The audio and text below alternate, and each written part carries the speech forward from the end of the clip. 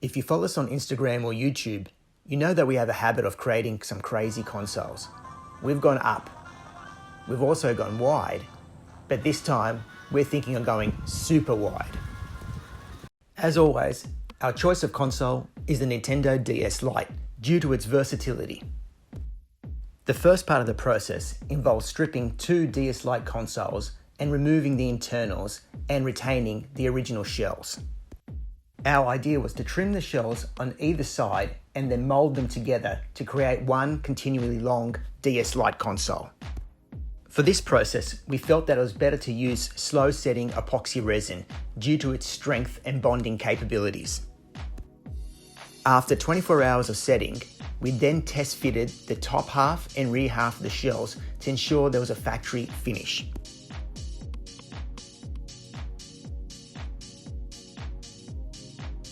Once we were pleased with the overall fitment of the top and rear of the shells, we went about adding Bondo to smooth out and finish the surfaces. This process involves applying multiple coats of automotive Bondo to the front and rear of the surface of the shell. The surface is then sanded back for a smooth finish. This is a repetitive process and does take patience and a lot of sanding. We first focused our attention on the rear of the shell, and once pleased with the overall process, we then gave it multiple coats of primer filler. We then focused our attention to the front of the shell. Being the first thing you see, we wanted the finish to be perfection, so we added more Bondo and repeated the sanding process until we were pleased with the overall finish. Once sanded to a perfect finish, we then ensured that the surface was clean and ready for its 2 coats of body filler primer.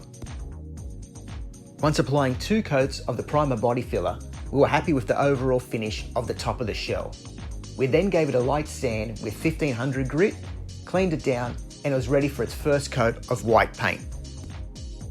As mentioned, we decided to go for a white coloured look, as we felt that this gave it a clean and bright finish. We ended up giving the console 3 coats of white paint, as well as sanding with 2000 grit between each paint layer to ensure that a smooth factory finish was achieved. Now that all the exterior was done, we focused on attention on the electronics, the most difficult part of the build. As previously mentioned, we wanted to retain the DS Lite electronics due to its capability of playing Game Boy Advance and DS Lite games. We were also going to add an emulator to play Game Boy, Game Boy Color, and Sega Master System and Mega Drive games. As any modder who's worked with the DS Lite console knows, removing the LCD from the top half of the shell is the most integral part of the build. The ribbon cable is so delicate that it can be torn with just a little movement. Once the screens were removed from the original DS Lite console, the first part of the process was to test fit them into the new shell. The first issue we came across was the screen was too wide for the top mounted screen. We had to remove the stainless steel outer casing from the top half of the LCD shell. To extend the DS Lite console, we then used 1/2 of a working DS Lite PCB. We then went about trimming the unsalvageable part of the right-hand side of the PCB and extending all the button points, power points, and LEDs.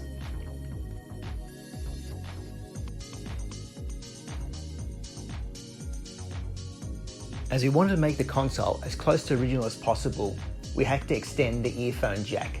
This involved removing the original earphone jack from the working PCB and then relocating it across to the broken PCB with some wiring.